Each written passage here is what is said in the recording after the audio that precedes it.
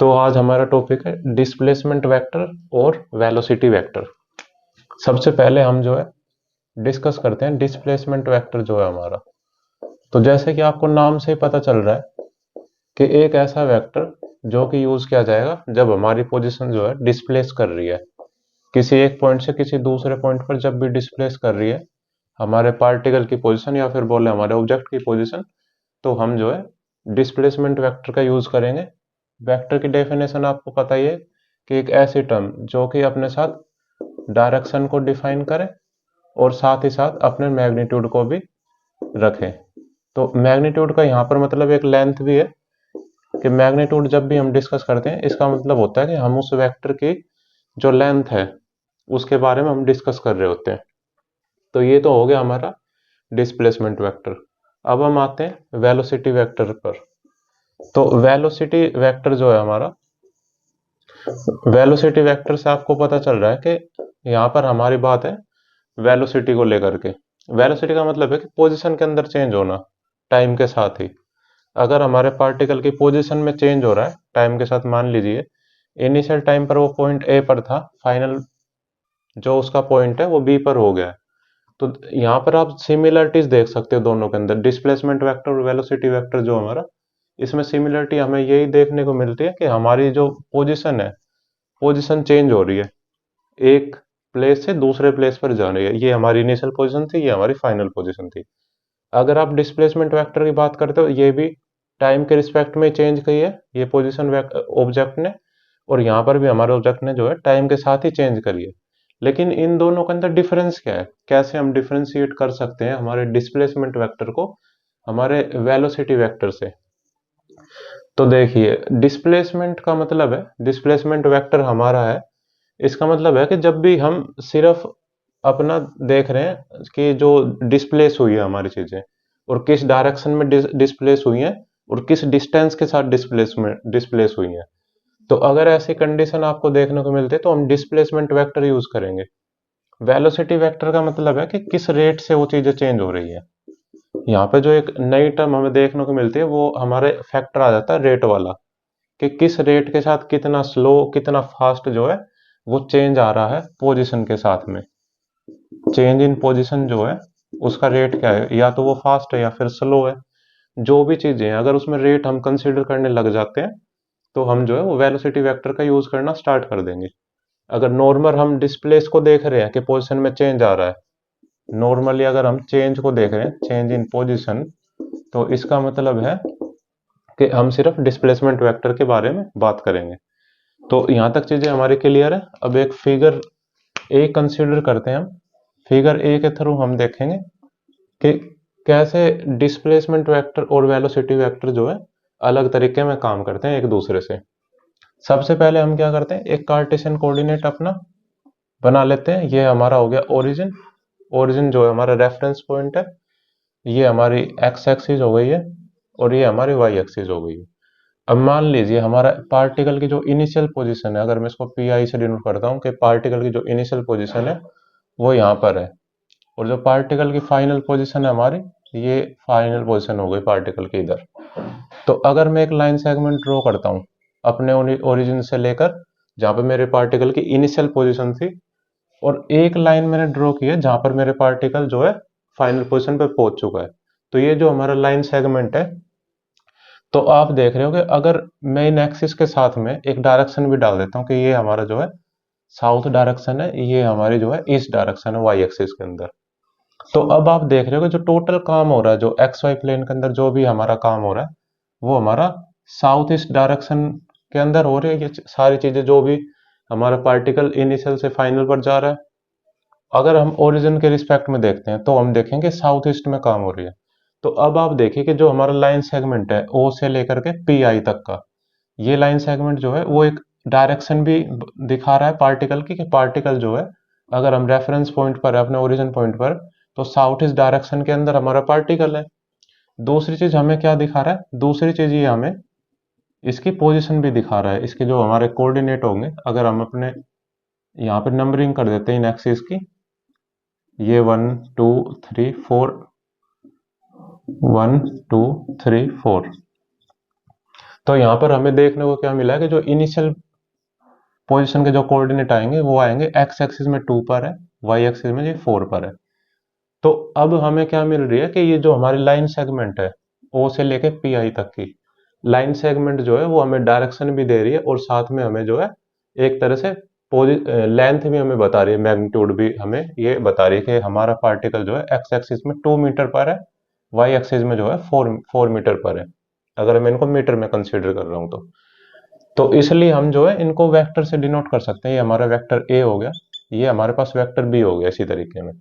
तो अब आप देख रहे हो कि इनिशियल पोजीशन जो थी उसके कोऑर्डिनेट हमारे ये 2 और 4। फाइनल पोजीशन के अगर हम कोऑर्डिनेट लिखना चाहें तो आप फाइनल पोजीशन के कोऑर्डिनेट भी लिख सकते हैं। वो हो गया हमारा एक्स एक्सिस में 3 पर है, वाई में 2 पर है। तो अब हम देखेंगे कि कितना डिस्प्लेस हुआ है चीजों के अंदर। हमारी इनिशियल पोजीशन थी पी आई, फाइनल पोजीशन है हमारी एफ आई। तो ये जो हमारे हमारे पास नया वेक्टर मिला है, ये जो हमें एक नई वेक्टर की एक नया जो हमारे पास एक लाइन सेगमेंट हमारा बना है, जब मैंने पी आई और एफ आई को कनेक्ट किया है तो पी आई और एफ आई को कनेक्ट करने से ये जो हमारा लाइन सेगमेंट था, जब हम इसको कनेक्ट कर रहे हैं तो यहाँ से एक जो वेक्टर हमें मिलकर आ रहा है, इस वेक्टर का नाम हम सी वेक्टर दे देते हैं। तो सी वेक्टर जो है वो यहाँ पर रिप्रेजेंट कर रहा है डिस्प्लेसमेंट वेक्टर को। ये हमारा डिस्प्लेसमेंट वेक्टर हो गया। इस डिस्प्लेसमेंट वेक्टर को आप कैलकुलेट कैसे करेंगे, यहाँ पर हम देखते हैं कि सी वेक्टर जो है फाइनल पोजीशन क्या है, एक्स एक्सिस में देखेंगे। एक्स एक्सिस की ये अगर मैं इसको कंसीडर कर लेता हूँ x1 है, ये y1 है हमारे पास, ये हमारे पास है x2 और ये हमारे पास है y2। तो x2 माइनस x1 आई कैप प्लस में y2 माइनस y1 और j कैप। आई कैप और j कैप जो है ये हमारे यूनिट वेक्टर है। x की डायरेक्शन में x एक्सिस में जो है आई कैप है, y एक्सिस के अंदर जो है हमारा j कैप है। अगर यहाँ से हम वैल्यू पुट करते हैं x2 माइनस x1 की, तो आप देखोगे 3 माइनस 2 ये 1 आई कैप हो गया, प्लस में y2 minus y1 2 minus 4 of j cap. तो यहाँ से देख रहे हो कि हमारे पास जो आ चुका है 1 आई कैप आ गया और ये आ गया माइनस का 2 j कैप। अगर इसको और सिंप्लीफाई करके लिखते हैं तो आई कैप माइनस 2 j कैप। तो ये हमारे पास हमारा सी वेक्टर आ गया जो कि हमारा डिस्प्लेसमेंट वेक्टर था। ये हमारे पास आ गए, ये कंपोनेंट दिखा रहा है एक्स कंपोनेंट का, ये वाई कंपोनेंट दिखा रहा है। यहाँ तक चीजें क्लियर है। 1 जो है ये हमें दे रहा है लेंथ के बारे में, मैग्नीट्यूड के बारे में बता रहा है, ये हमें डायरेक्शन के बारे में बता रहा है। एक बार एक्स एक्सिस के बारे में बात हो रही है, दूसरी बार जो है वाई एक्सिस के बारे में बात हो रही है। यहाँ तक चीजें क्लियर है। अगर हम इसमें आगे डिस्कस करते हैं कि इसका मैग्नीट्यूड कैसे फाइंड आउट हम कर सकते हैं। ये हमें एक वेक्टर मिल गया है जो कि हमारा डिस्प्लेसमेंट वेक्टर है। हम इस डिस्प्लेसमेंट वेक्टर की लेंथ कैसे कैलकुलेट कर सकते हैं, तो उसके लिए क्या करना होगा आपको, अंडर रूट जो हमारा कांस्टेंट कंपोनेंट है आई कैप, जो एक्स की डायरेक्शन में कांस्टेंट कंपोनेंट है उसका स्केयर लेंगे, प्लस में जो हमारा जे कैप के साथ कांस्टेंट कंपोनेंट है वो है माइनस 2 स्केयर। तो यहां से हमें देखने को मिला 1 और माइनस 2 का अगर हम स्केयर करते हैं तो 4। तो रूट 5 जो है, रूट 5 हमारे पास जो है वो इसका मैग्नीट्यूड बोले या फिर हमारे पास लेंथ आ जाती है हमारे इस डिस्प्लेसमेंट वेक्टर की, और ये हमें मिल गया हमारा वेक्टर। तो यहां तक चीजें क्लियर हो चुके हैं डिस्प्लेसमेंट वेक्टर के बारे में। तो अब आपने देखा कि डिस्प्लेसमेंट वेक्टर का जब हमने बात करी, जब हम डिस्प्लेसमेंट वेक्टर को डिस्कस कर रहे हैं तो हमारे पास जो है दोनों एक्सिस पर, एक्स एक्सिस पर भी वाई एक्सिस पर भी, ये दोनों एक्सिस जो है हमने डिस्टेंस एक्सिस लिए हैं। ये दोनों जो हैं ये हमने डिस्टेंस एक्सिस कंसीडर किए हैं। हमारा एक्स एक्सिस भी डिस्टेंस एक्सिस है और हमारा वाई एक्सिस जो है वो भी डिस्टेंस एक्सिस है। तो जब भी हम दोनों तरफ जो है अपनी डिस्टेंस एक्सिस लेंगे तो इसका मतलब है कि डिस्प्लेसमेंट वेक्टर का हम यूज करेंगे। अब हम बढ़ते हैं आगे वेलोसिटी वेक्टर की तरफ। वेलोसिटी वेक्टर के लिए अब हम एक फिगर कंसिडर करते हैं, फिगर बी। क्या करना है कि स्टार्टिंग में सेम वही चीजें रहेंगी हमारी कि एक कार्टेशियन कोऑर्डिनेट लेंगे, एक्स एक्सिस है, एक हमारे पास वाई एक्सिस है। डिस्प्लेसमेंट वेक्टर जब हम कंसीडर कर रहे थे तो जो हमने कार्टेशियन कोऑर्डिनेट लिया था अपने दोनों एक्सिस पर, डिस्टेंस की लाइन ही कंसीडर करी थी। अब जो है हम टाइम की लाइन कंसीडर करेंगे अपने एक्स एक्सिस, जो हमारा एक्स एक्सिस है वो टाइम की लाइन को शो करेगा या रिप्रेजेंट करेगा, और जो हमारा वाई एक्सिस है वो हमारी डिस्टेंस की लाइन को रिप्रेजेंट करेगा। तो क्योंकि अब हम जो है वो वेलोसिटी वेक्टर को पढ़ने वाले, वेलोसिटी वेक्टर के लिए क्या चीजें जरूरी है, हमें जो है रेट को डिस्कस करना होगा। जब हमने डिस्प्लेसमेंट वेक्टर पढ़ा था, तो डिस्प्लेसमेंट वेक्टर सिर्फ जो है हम बात कर रहे थे उसकी पोजीशन के अंदर चेंज। तो सिर्फ अगर हमें पोजीशन के अंदर चेंज दिखाना हो, तो हमारा जो है डिस्टेंस अगर दोनों एक्सिस पर लिया जाए तो उससे भी हमारा काम हो सकता है। लेकिन रेट को दिखाने के लिए, जब भी रेट को दिखाने की जरूरत होगी कि वो पोजीशन के अंदर जो चेंज है वो स्लो है या फास्ट है या कैसा है, उसके लिए हमें जो है एक एक्सिस पर टाइमलाइन को कंसीडर करना होगा। अब हम देखते हैं कि मान लीजिए हमारी जो इनिशियल और फाइनल पोजीशन है, ये हमारे पास इनिशियल है यहाँ पर, और ये कुछ ऐसा कर्व है। हमारे पास जो डिस्टेंस और टाइम कर्व है, मान लीजिए हमारे पास एक ऐसा कर्व बन के आता है। ये हमारे पास इनिशियल वाली जो है वेलोसिटी है, और ये हमारी जो है ये फाइनल वेलोसिटी है, ये हमारी इनिशियल वेलोसिटी होगी। तो अब आप देख रहे हैं कि हमारे पास जब भी कर्व बनकर आएगा वेलोसिटी ग्राफ के अंदर, जब भी डिस्टेंस और टाइम ग्राफ के अंदर कर्व बन के आएगा, तो इस कर्व का मतलब क्या है, इस ये कर्व रिप्रेजेंट करता है कि हम बात कर रहे हैं इंस्टेंटेनियस वेलोसिटी के लिए।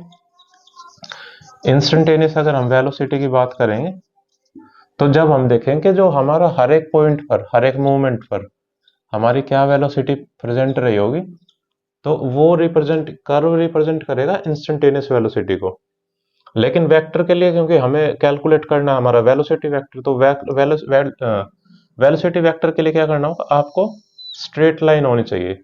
स्ट्रेट लाइन होगी तभी हम जो है अपने वेक्टर को एक पर्टिकुलर डायरेक्शन दे सकेंगे, उसका मैग्नीट्यूड कैलकुलेट कर सकेंगे।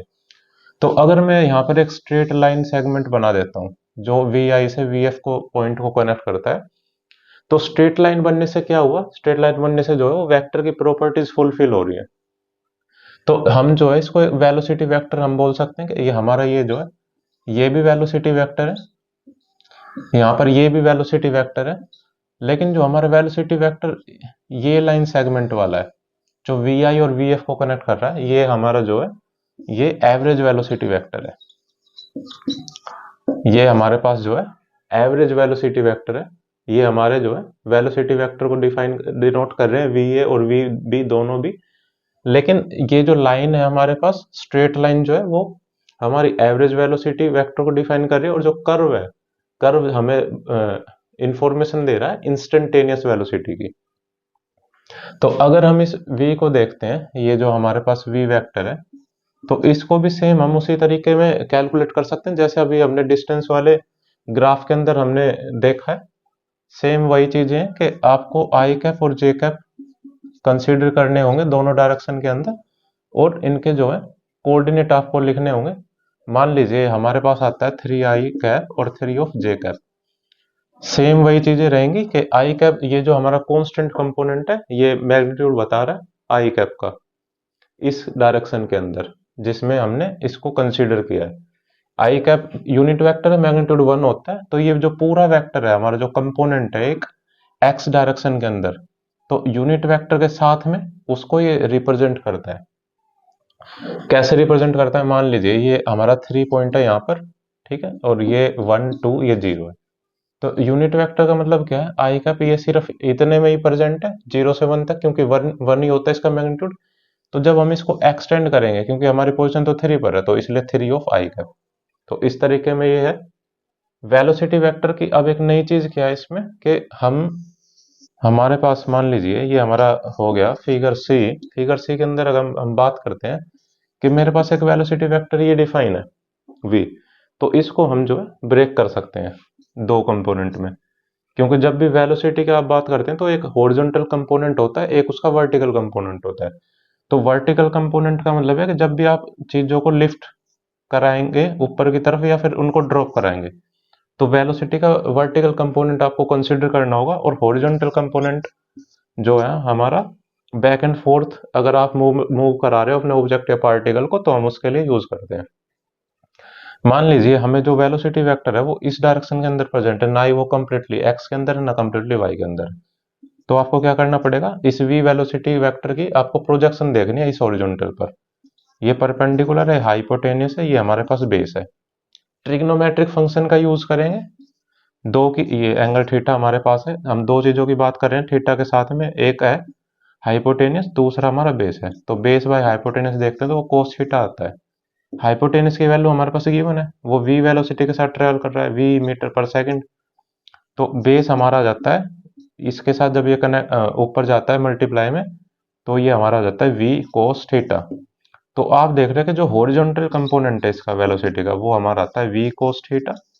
इसी तरह जब हम ये हमारा 90 डिग्री एंगल हो गया, और ये एंगल हमारा थीटा 2 है, ये थीटा 1 है, तो ये हमारा एंगल थीटा 1 है। जब भी हम इसके वर्टिकल कंपोनेंट की बात करेंगे, तो यहाँ पर अलग से एक ट्रायंगल बनाने की जरूरत नहीं है, इसी के थ्रू हम जो है इसके इसका जो हमारा मैग्नीट्यूड है, ये जो हमारा कंपोनेंट है वर्टिकल, उसको कैलकुलेट कर सकते हैं। कैसे कैलकुलेट करेंगे, ये डायरेक्शन जो है हमारे पास सेम है, तो हमें जो है इस थीटा 2 के लिए क्या करना पड़ेगा, परपेंडिकुलर और हाइपोटेनस को साथ में लेकर चलना होगा। तो परपेंडिकुलर बाय हाइपोटेनस हमारे पास आ गया साइन थीटा 2, क्योंकि यहाँ पर थीटा 2 है। हाइपोटेनस की वैल्यू पता है कि v वेलोसिटी पर मीटर सेकंड से, तो v साइन थीटा। तो अब आपने देखा कि ये जो कंपोनेंट हमारा आया है, ये v साइन थीटा को डिनोट कर रहा है, तो सेम ही चीजें यहाँ पर है, इसके पास भी एग्जैक्ट डायरेक्शन और मैग्नीट्यूड है, तो इसको भी आप जो है v साइन थीटा से लिख सकते हैं। तो v साइन थीटा ये हमारा वर्टिकल कंपोनेंट आ गया, ये हमारे पास जो है ये हॉरिजॉन्टल कंपोनेंट आ गया। तो किसी भी वेक्टर को, चाहे वो डिस्प्लेसमेंट वेक्टर हो या फिर हमारा वेलोसिटी वेक्टर हो, आप दोनों पार्ट में इसको डिवाइड कर सकते हैं, हॉरिजॉन्टल पार्ट में और वर्टिकल पार्ट के अंदर। एग्जाम्पल कंसिडर करते हैं अपने वेलोसिटी वेक्टर के लिए। मान लीजिए कि एक पॉइंट हमारे पास O है, O पॉइंट से हम जो है एक कैनन के जरिए बॉल को फायर करते हैं ऊपर की तरफ में। ये हमारा ग्राउंड है, अर्थ सरफेस इसको बोल सकते हैं कि अर्थ सरफेस है, यहाँ पर कैनन है, कैनन से हमने बॉल को फायर किया है। तो अब आप देख रहे हैं कि जब भी हम बॉल को फायर कर रहे हैं ऊपर की तरफ, तो ये एक एंगल बनाएगा, कुछ ग्राउंड के साथ में कुछ ना कुछ इसके पास एक एंगल होगा। और जो हमें गिवन है, गिवन हमें ये है कि जो हमारा वेलोसिटी वेक्टर है, वेलोसिटी वेक्टर जो है वो है 2 of I cap 3 of J cap. तो हमें सिर्फ वेलोसिटी वेक्टर गिवन है, हमें ये देखना है कि इस वेलोसिटी वेक्टर के जरिए हम पता लगा सकते हैं कि हमारी जो बॉल है उसका जो वो फायर की गई एक वेलोसिटी के साथ, तो हमें कैलकुलेट करना है उसका हॉरिजॉन्टल कंपोनेंट और उसका वर्टिकल कंपोनेंट। ये दो चीजें हमें जो है कैलकुलेट करनी है। तो अब आप देखिए, ये हमारे पास जो है हमारा फिगर सी हो गया। फिगर सी के अंदर जब हम बात करते हैं, हमारे पास एक वेलोसिटी है, तो ये जो ग्राउंड सरफेस है ये डिनोट करता है वीएच को, जो हॉरिजॉन्टल कंपोनेंट है वेलोसिटी का। हम इसका एक वर्टिकल कंपोनेंट भी बना लेते हैं। तो हमारे पास वेक्टर गिवन है, इसका मैग्नीट्यूड कैसे निकलेगा, मैग्नीट्यूड के लिए अंडर रूट लगाइए, जो कांस्टेंट कंपोनेंट है आई कैप का उसका स्केयर करेंगे, और जो जे कैप का कंपोनेंट है उसका स्केयर करेंगे, तो यहाँ से ये आ जाएगा 4 और ये हो जाएगा 9, और ये टोटल हो जाएंगे √13। तो √13 जो है वो हमारे वेलोसिटी वेक्टर का मैग्नीट्यूड आ गया, या फिर बोल सकते हैं कि उसकी यहाँ से यहाँ तक की लेंथ आ गई है। तो अब हमारे पास लेंथ गिवन है, इसके लिए क्या करना पड़ेगा, ये हमारा वेलोसिटी वेक्टर v है, v की प्रोजेक्शन बनाइए आप। तो जब हम प्रोजेक्शन बनाएंगे परपेंडिकुलर आ जाएगा। ये हमने देखा था कि ये जो हमारा हॉरिजॉन्टल कंपोनेंट है v, वो क्या होता है v cos थीटा। तो हमारे पास जो हमारा हॉरिजॉन्टल कंपोनेंट आया है, मैग्नीट्यूड ऑफ v जो है √13, cos जो है हमारा 60 डिग्री है, तो cos 60 डिग्री 1/2 हो गया, तो √3/2 ये हमारा हॉरिजॉन्टल कंपोनेंट आ गया। इसी तरह हम वर्टिकल कंपोनेंट का क्या हमारा फॉर्मूला है, वर्टिकल कंपोनेंट है v magnitude of v vector का, और साथ में साइन थीटा। तो ये जो वैल्यू गिवन है ऑलरेडी हमने फाइंड आउट किया, √13 साइन थीटा साइन 60 जो है वो √3/2 है। तो आप देख रहे हो कि √13 √3/2 ये हमारा वर्टिकल कंपोनेंट आ चुका है वेलोसिटी का। तो इस तरीके में आप जो है न्यूमेरिकल भी सोल्व कर सकते हैं। Thank you.